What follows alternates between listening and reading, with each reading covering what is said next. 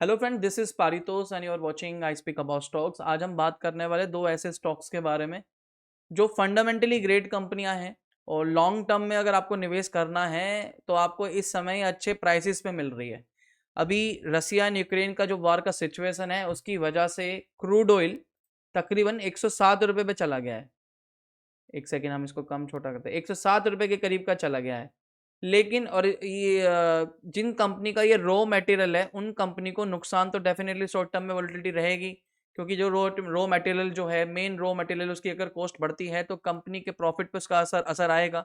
अगर वो ये कॉस्ट को कस्टमर्स को पास ऑन कर पाती है तो अलग बात है, फिर प्रॉफिट में इतना, मार्जिन में इतना ज़्यादा दिक्कत नहीं आएगी।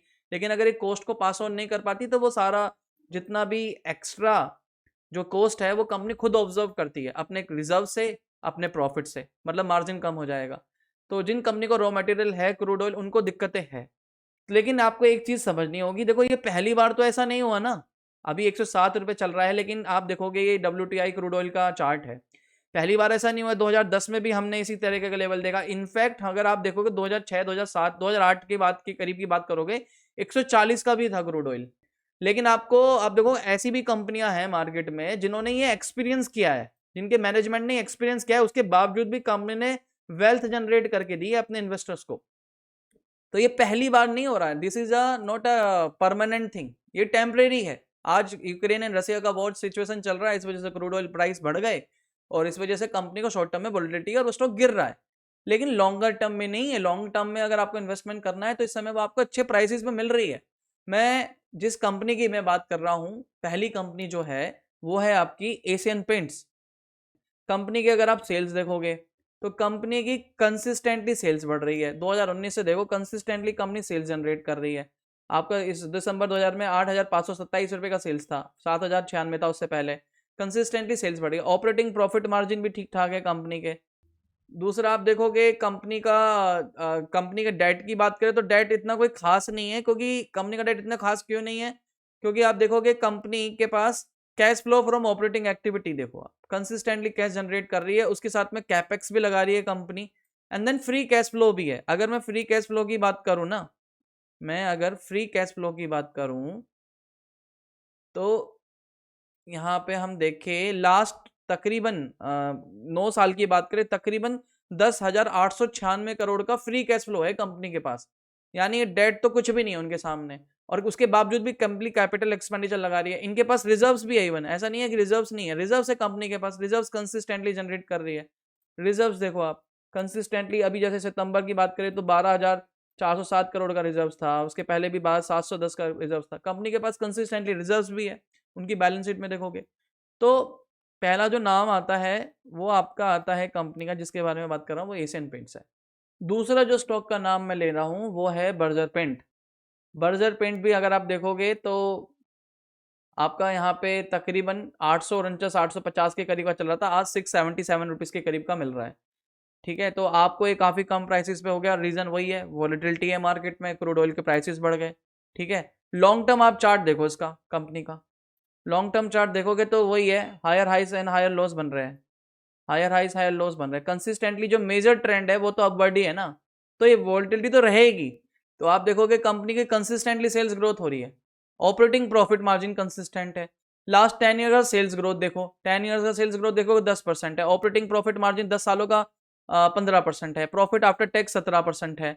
10 सालों का कंसिस्टेंटली एवरेज है, 80 के पीई पे मिल रहा है। वो गिरेगा तो स्टॉक और उठा लेना चाहिए। कंपनी का जो मार्केट कैप तो 65,000 के आसपास का है। लास्ट फ्री कैश फ्लो देखोगे कंपनी का कुछ तकरीबन आपका ये 10 साल 1682 करोड़ का फ्री कैश फ्लो है। उसके बाद भी कंपनी कैश, जैसे हमने अभी एशियन पेंट्स में भी सेम यही कहानी है। अगर एशियन पेंट्स का चार्ट दोबारा दिखाऊं तो देखो एशियन पेंट्स में भी सेम कहानी है कि cash flow from operating activity भी है, मतलब कैश भी जनरेट कर रही है, कैपेक्स भी लगा रही है, फ्री कैश फ्लो भी है कंपनी पे, और कंसिस्टेंट सेल्स भी ग्रोथ हो रही है year on year. Sales growth भी देख लो, कम एशियन पेंट्स का 10% है, ऑपरेटिंग प्रॉफिट मार्जिन भी 19% है, प्रॉफिट आफ्टर टैक्स भी 14% के करीब का है। 10 सालों का बता रहा हूँ मैं, लॉन्ग टर्म का। और बर्जर पेंट के साथ भी सेम कहानी है। बर्जर पेंट में भी सेम कहानी है आपकी, देखो फ्री कैश फ्लो भी जनरेट कर रही है, कैपेक्स भी लगा रही है, कैश भी जनरेट कर रही है। रिजर्व्स भी देख लेते हैं एक बार। अगर मैं रिजर्व्स दिखाऊं आपके इसके, देखो यहाँ पे भी सेम वही है कि कंपनी कंसिस्टेंटली रिजर्व जनरेट कर रही है। तो ये दो स्टॉक्स है, देखो पहली बार नहीं हो रहा है ऐसा, पहली बार ऐसा सिचुएशन नहीं है कि हमारा जो क्रूड ऑयल बढ़ गया है। ऐसा पहली बार सिचुएशन नहीं हो रहा है। उससे पहले भी हमने 140 का लेवल भी देखा है, हमने 107 कई बार देखा है, कई बार मार्केट में देखा है। और मार्केट आप ये स्टॉक्स है जिन्होंने ये एक्सपीरियंस किया है, ठीक है, इनके मैनेजमेंट ने ये इतना भी ये 140 का लेवल भी देखा है। उसके बावजूद भी देखो, ये जो 2008-2009 की बात कर रहे हैं, उसके बावजूद भी बर्जर पेंट्स ने अपने इन्वेस्टर्स को पैसा कमा के दिया है ना। देखो लॉन्ग टर्म चार्ट देख लीजिए, आपको पैसा कमा के दिया है। तो ये दो स्टॉक्स है, जितना गिरे उतना धीरे धीरे क्वांटिटी उठा के रख लीजिए और लगा के छोड़ दीजिए पोर्टफोलियो में। इसको छेड़ना नहीं है, धीरे धीरे क्वांटिटी लीजिए और अपने पोर्टफोलियो में उठा के लीजिए। देखो मैं वही कहता हूं कि आपके दो डिमैट अकाउंट खुलवा लो। एक जिसमें आप ट्रेडिंग कर रहे हो, स्विंग ट्रेडिंग कर रहे हो, जिसको शॉर्ट टर्म के लिए यूज करने वाले। एक आपने लॉन्ग टर्म के लिए यूज करना चाहिए, लॉन्ग टर्म के लिए जिसमें भाई ऐसी कंपनी का जब ऐसे ऐसे मौके मिले, जैसे अभी मिल रहा है आपको, जैसे कोरोना के टाइम पे मिला, जैसे 2008-9 पे मिला, जब वो गिरे, ऐसी सिचुएशन में आपको थोड़ा थोड़ा क्वांटिटी खरीद के छोड़ दो लगा के, वही वेल जनरेट करके देंगे आपको। बाकी ट्रेडिंग और स्विंग ट्रेडिंग के लिए आप दूसरे डिमेट अकाउंट में ओपन करो। तो नीचे अगर डिमेट अकाउंट ओपन करना है तो नीचे डिस्क्रिप्शन में हमारा लिंक दिया हुआ है, वहां से भी ओपन कर सकते हो आप। डिमेट अकाउंट अगर ओपन करते हो तो हम आपको अपने पैसिव इनकम क्लब कम्युनिटी में जोड़ देंगे, जहां पे हम एल्गोरिथम ट्रेडिंग भी सिखा रहे हैं। तो गाइस यही है कि ये दो स्टॉक्स है, लाइक एशियन पेंट्स हो गया, बर्जर पेंट्स हो गया, और भी आगे आने वाले वीडियोस में हम डिस्कस करेंगे आपको।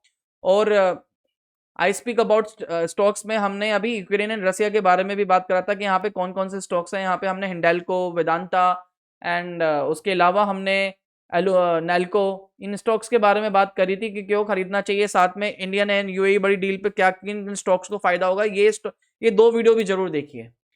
तो और इसी के साथ में एल्गोरिथम ट्रेडिंग में थोड़ा सा इंटरेस्ट दिखाना चाहते हो तो मैंने यहाँ पे अपनी स्ट्रैटेजी डिस्क्लोज करके रखी हुई है, आरएससी बेस्ड स्विंग स्ट्रैटेजी। इसके बारे में भी मैंने यहाँ पे वीडियो में बताया हुआ है, उसका मैंने आपको एल्गोरिथम का बैक टेस्टिंग भी दिखाया हुआ है, आप इस वीडियो को भी देख सकते हो। तो आज के लिए इतना ही था। चैनल को सब्सक्राइब कर लेना याद से, क्योंकि मेरी वीडियो का आने वाली वीडियो का नोटिफिकेशन तभी आपको मिलेगा। तो फिर वीडियो पसंद आई वीडियो को लाइक जरूर कर देना, चैनल सब्सक्राइब कर लीजिए। बहुत जल्दी मिलते हैं नई वीडियो में, तब तक के लिए धन्यवाद। वंदे मातरम, जय हिंद।